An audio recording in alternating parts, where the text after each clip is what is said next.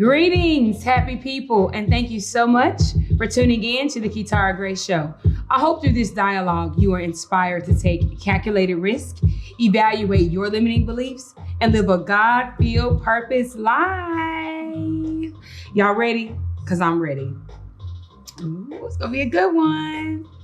Okay, y'all, I have Jaleya Mosley. Did I pronounce it right? I'm usually good at names, but just in case. Y'all, we were about to get all in her business. And y'all know that's the purpose of this show, is to really bring you guys new and fresh faces of people that are going to inspire you to live a God-filled purpose life. So Jaleya, I'm going to let you just start off by telling us all your business. Tell the audience a little bit about yourself and who and what has shaped you into the beautiful woman that you are. Okay, a little bit about me. I always struggle with this question, so let's see if I can kind of execute today. So a little bit about me. One, I am a follower of Christ. I love me some Jesus. And so that kind of molds everything about who I am today. So a little bit about me. I'm from a country town in Northwest Tennessee. I'm from Dyersburg. I now reside in Memphis. I've been here for about 3 years now. In this process and in this journey, I have fallen into the course of becoming a life coach. I'm also a Christian influencer on Instagram. That happened out of nowhere, so that was a lot. What else? I'm a basketball player still. I'm still keeping that dream alive. Yes. I play in the league here in Memphis. Let's see, what else do I do? I kind of do a lot. I'm a speaker. I do a lot. I do speaking engagements and things of that nature. And outside of that, I just love me some Jesus. I like to spread Jesus everywhere I go. Anywhere I go, I want to just smile, let people know Jesus loves you. If you didn't know that, he does. And I guess what shaped me and molded me into that is just life experiences, just different things that I went through as a child in college, specifically college. I think college really molded me in a way that I never thought it would. Those things kind of just all came together and molded me into who I am today. Good, bad, ugly. Okay, wait a minute. What's your alma mater? I went to Reinhardt University, so it's a private school in Georgia. So most people probably have never heard of it. I thought she was gonna say Memphis, y'all. I would. Okay. She said. Unfortunately, I always wanted to be in the Memphis area, but I went where my scholarship was at because I tore both my ACLs in high school. So you a hooper? Yeah. Y'all listen, she don't want to see us. I play basketball in elementary. We're gonna have to put this little league together, okay? Rated. So that is amazing because I wouldn't look at you and think you were a b-ball player. But that's the beauty in, all of our talents is that you never know what people really, possess until you talk to them. Can you share with us how your relationship with God kind of first began? Some people find God, or let me clarify, he finds them in the shower. Through a traumatic situation. How did he find you? I would say the seed was planted as a child. I grew up in church. My family, everybody is in church, everybody. But as far as a personal relationship, that came really around the time that I tore my ACLs in high school. And that's because for me, growing up, one, I am biracial, so I always struggled with identity. So when I started playing basketball, that's kind of where I found who I was, and that's what I resonated with. So when people were like, "Who are you?" I'm a basketball player. That's what I do. And so when I tore my ACLs, that stripped me of that. So it took a lot from me, and I went through it was like a crisis. I'm like, oh my God, I can't play basketball. What good am I at that point? Right.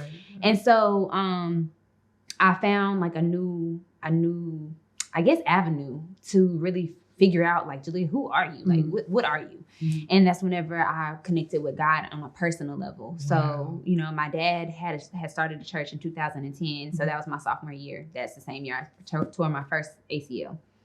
And, in that process, I kept coming to church. I was supposed to stay at home, but I was like, no, I want to go to church. I want to be. So I would sit on the front row, leg propped up, everything like that. And it made it clear to me that, Jaleya, what you do is not who you are. Yeah. And so, I'll say it again. Say it again. Not finna run past that. Say it one more time. What you do is not who you are. And I had to learn that in high school because I thought basketball was everything. I thought that, and that had became a guide for me. And God had to show me this can't do nothing for you unless I allow it to. Mm-hmm. So that's how I first came into my own relationship with God. Ooh, child, he took you down in the trenches. She got it out the mud for real because not one, but 2 ACLs.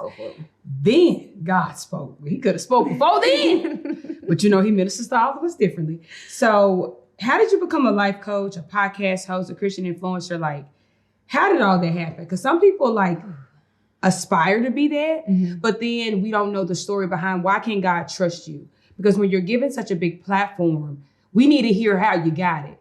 And most of us did not earn it, did not work for it. God saw fit to elevate us because we stayed low. You go ahead. Don't let me preach that. Oh, no, you're right. Like everything you're saying is spot on. Because for me, I never thought that I would, become a Christian influencer.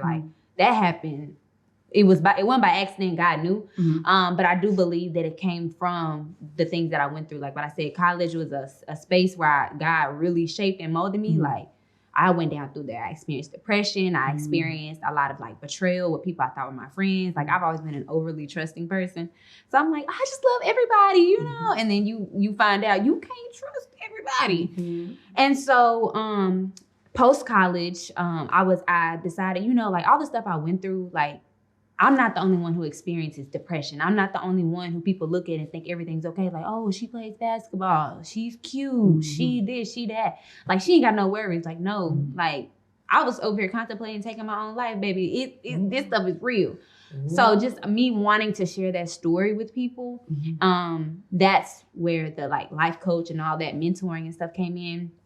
And then as far as being a Christian influencer, I just decided if I have a platform, I don't care if I just touch one person or 2 people, I'm going to use it. Right. And I think that through my obedience to just speaking, the video that went viral was a video that I had posted maybe 2 years prior. It was one of the first videos I ever done. And I had been making videos since then consistently. But that's the one that ended up going viral, and it's about your single season. And I was like, that's okay. How did y'all find this? That's real low on my page somewhere. So it was one of those situations. So I knew that it was God. And I think that that's why God did it like that. He was like, this ain't you. I'm letting them go all the way back to the very beginning. You wasn't just dressed so cute in your video to where somebody said, I'm going to do that. So that's kind of how that happened. It was very overnight. Overnight. Yeah. I want to go back to something you said because we have a lot of, you guys can't see how gorgeous Jaleya is on camera, but she's absolutely breathtakingly gorgeous.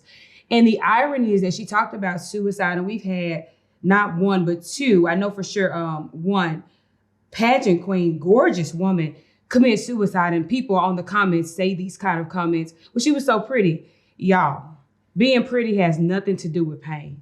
Pretty, ugly, whatever you want to define yourself as. All of us have pain, and I think it's important as people we become more transparent and stop. This is just a shell. This is an outward shell. If your inside is not pure, is, in my opinion, does not have a faith, Christian base, all of that can fade away. The word of God says beauty will fade. So I wanted to foot stomp something that she said, because I hear a lot of people say when they've heard of a pretty woman going through some type of tragedy or struggle, she'll get over it. We got to debunk that, okay? We cannot discount each other's pain because of an outward shell. That's really insensitive, y'all. So I just had to go on my little rant for that right there. Now, something you guys may know if you follow Jaleya, if you don't, this is something that I find quite amazing, is that she is a person that advocates for abstinence. No cigs. Y'all,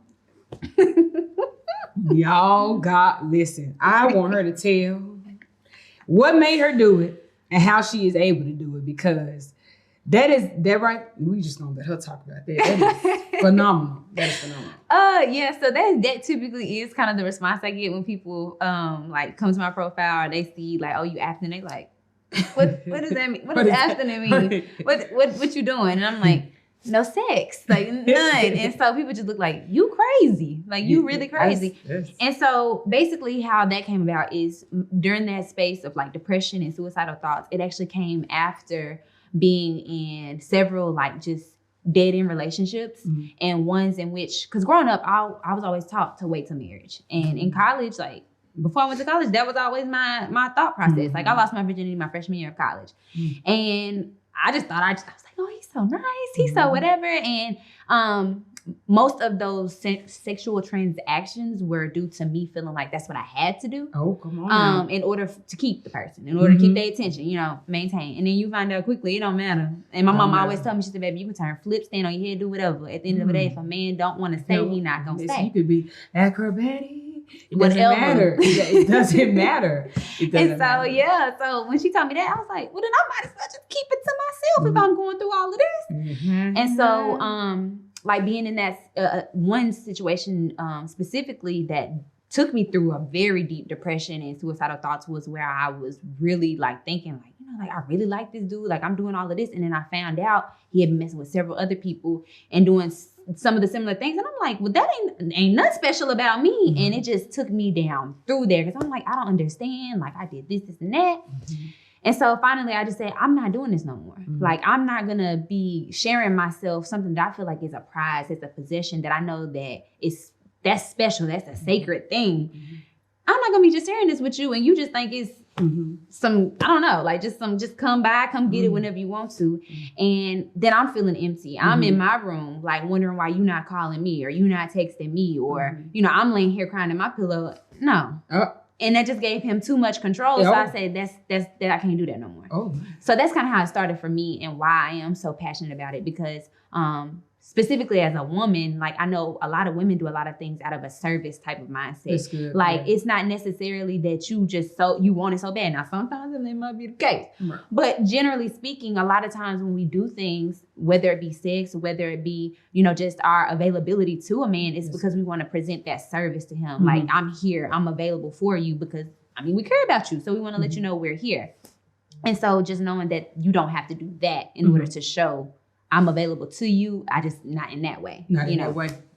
Well, I just want to know, first off, we need to insert some hand claps for her being abstinent. How long have you been abstinent?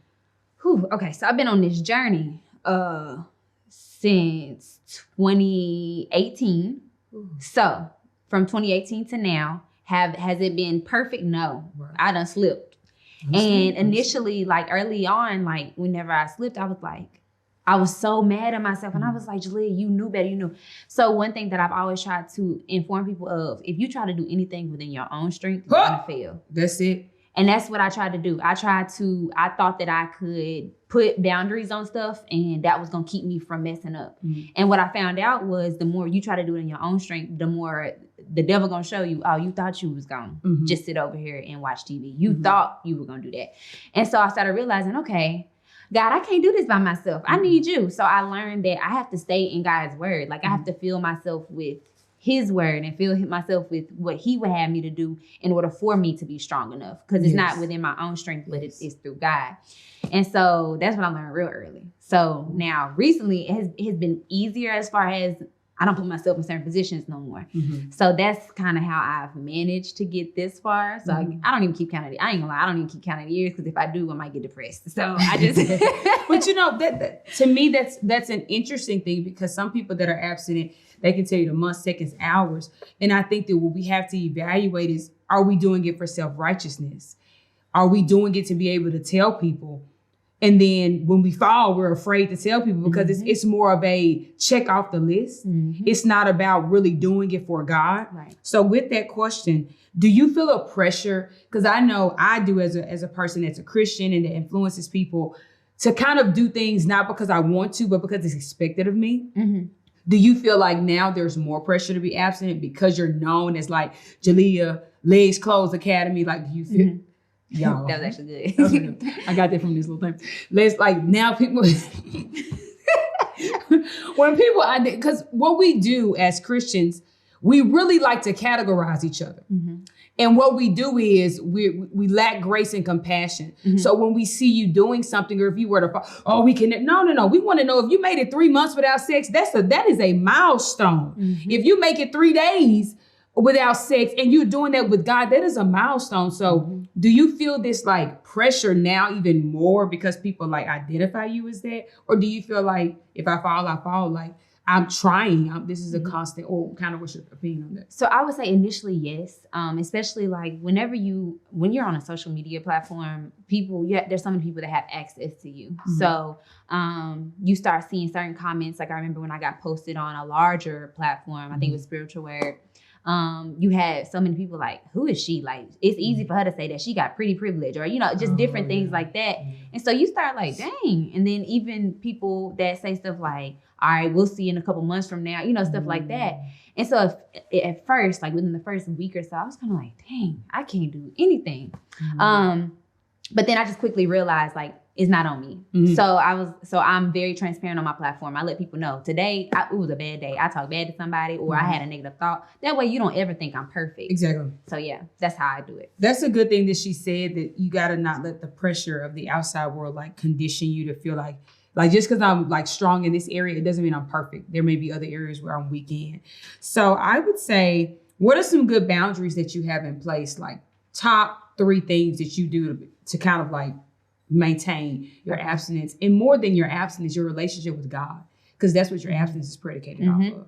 So tell me about that. I would say my first would be my appetite. So the things that I feed myself, I stay away from, at least I try my best to stay away from secular music and things like that would encourage you to do things. Because I'm a music lover. So I love R&B. I love it. But I learned that on this abstinence journey, you can't listen to all of that all the time, because you're gonna be hot and ready. Do you mind if I? No, for real. So I just was like, you know what, God, I'm gonna stop and put that to the side, and just save that for a later time. Now, every now and then, I know that I can maybe play it a little bit, but I can always tell within myself whenever I'm starting to get a little beside myself, and I'm like, okay, Jesus, come on, where I need some worship music. Let's just talk to you, or some Kurt Frank, just something different to change. Just took it back, did Kurt? Yes. Hold on. No, for real. Like, and melodies from heaven. Yes. Good Lord. And you just learn to start doing that, even with and just people you hang around. If they're not on the same page as you, you may want to limit your time. I'm not saying you just got to cut people off, but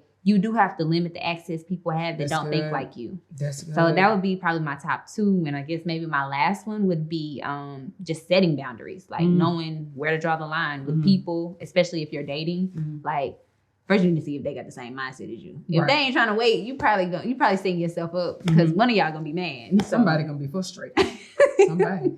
I think it is such a beautiful thing that you can articulate those things, because I think that that's so important. I wish that I would have been able to do that, but I had a boyfriend who I'm now married to, and that makes it even harder. So I think that I would love to have you back, because when you're dating, because that's a different temptation when you want to be intimate with somebody and they looking all good, versus when you're just by yourself a little bit, you have that time to focus. So I'm excited to see the beautiful process in that. Okay, this next segment, y'all, is like strictly fun. She does not know the question I'm going to ask, because I want you guys to have an opportunity to get to know her outside of the other things we discussed. She's a whole person. And so I think that's important, that when we talk about abstinence or anything regarding God, that we make each other human. I did a segment, Broken Crayons. I'm broken before the Lord. And that's the only way this thing works. We're not trying to tell y'all that if you fall, if you slip, if you have sex, if you've been having sex, that you're not able to be used by God. What we're offering you is a different option. And what I'm saying is that it's worth the wait. It's worth the wait. So I can't let her see this. Okay, tell me, you cannot give any type of explanation unless I approve, greatest singer of all time. Greatest singer of all time. You better say Whitney Kurt Houston. Franklin. Okay, Jesus. Kurt Franklin again. Okay, best book you ever read. I'm going to say Cat in the Hat. I don't know. Most delicious food you've ever tasted. I love potatoes. I'm not going to lie Girl, to you. hold on now. Not potatoes. I love all Not spuds. Yes, I love Girl, potatoes. Spuds little dry. They're so versatile. They are versatile. Okay, so she's a spud lover. If all the men ever want to date her, potatoes. No flowers. Spud her down. Okay, favorite car. Favorite car. In my bougie world, a BMW. No, not BMW. A Mercedes coupe. I like the coupe. Okay, what color? A white with the peanut butter seat. She went in the seat. Yeah. Dream vacation. Greece. Oh, she already know. Y'all listen. All y'all fellas out there, I'm helping y'all.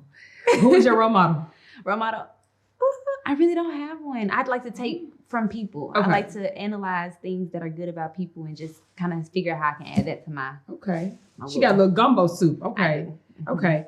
Now, this is one of my favorite questions. If you have to dress to impress, I'm talking about you got to get like head to toe shop. What you wearing? Okay, I love like a good like pantsuit. Yeah. Fit. So like, cause you can dress it up or dress it down, but I love a good pantsuit. Mm-hmm. Flare or skinny leg, it don't really matter, but a nice heel. I like Yeah. a nice cute heel.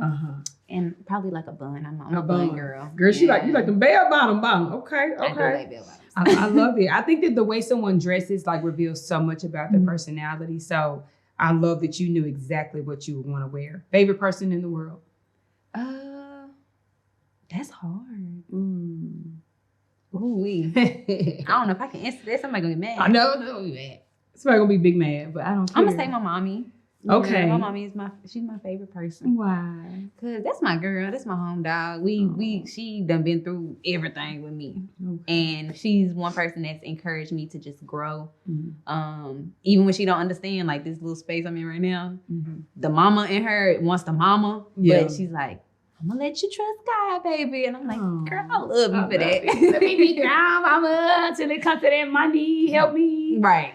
Okay. Greatest lesson you have learned at the tender age of 27. 27. Greatest lesson you've learned? I would say to stand in your authenticity. Just stand there. Like, don't be less of who you are. Stand bold in who you are. Okay. Y'all, we done got real nosy in all of her business. And so we just have to give her an opportunity to leave her mark on the world. This segment is called Footprint. And I think it's very important for every guest. If they say nothing else, I know I'm a bit morbid, but if they say nothing else, I want you guys to hear what they would say is their last thing to you. This can be a life phrase, a life mantra, a scripture that they want to explain, but this is all about what she wants to say to you guys. So I'm going to give you about 60 seconds. Everybody always goes over. Just express yourself and let people know whatever's on your heart. That camera. I would say this is my life mantra. Rest in God, rest in who he created you to be, and never question anything about how he created you. So just be bold about that. If he gave you a big heart, have a big heart. And that's just something that I feel like every person should know. So you're never trying to be somebody else. Well, y'all, she said all that needed to be said. Tell us how we can find you. Tell us your handles and all that. Yeah. So you can add me on Instagram. It's j.aerille. So J Ariel. That's my Instagram handle. I'm not really on Facebook, but you can follow me on Facebook with Jaleya Mosley. And then I also have a podcast show myself where we kind of talk about real life topics as Christians, and it's called BTS, Walking by Faith. That's on YouTube, Apple Podcast, and Spotify. And I think that's about it. Yeah, I think that's on my. Where's your TikTok? Oh, my TikTok. Oh, it's Jaleya Mosley, and I think it's a 7, y'all. I'm new to TikTok, so I'm trying to get with the dances. I'm trying to get all of that. Honey, we are all trying to just get it together. So I hope you guys, I'll definitely include the link when we put the video up about how you can stay in touch with Jaleya. Definitely support her, follow her, find her, and pray for her. And I can't get enough of just the people I'm having on this show. I am just so inspired by the feedback I'm already getting back. But I want to thank you personally for joining in and chilling with me and my special guest, Jaleya. I pray that something we discussed made you laugh. It did something to inspire you. And I pray that we did not spark a little fire, but I believe in big fires. And I'm hoping that the big fire I've started in you will cause you to absolutely be contagious and spread to everyone that comes into contact with you. So I love you with the love of Christ. And remember, there's always more people for you than are against you. And I'm just so happy to be one of those people that are for you. Until next time, see you later. Bye.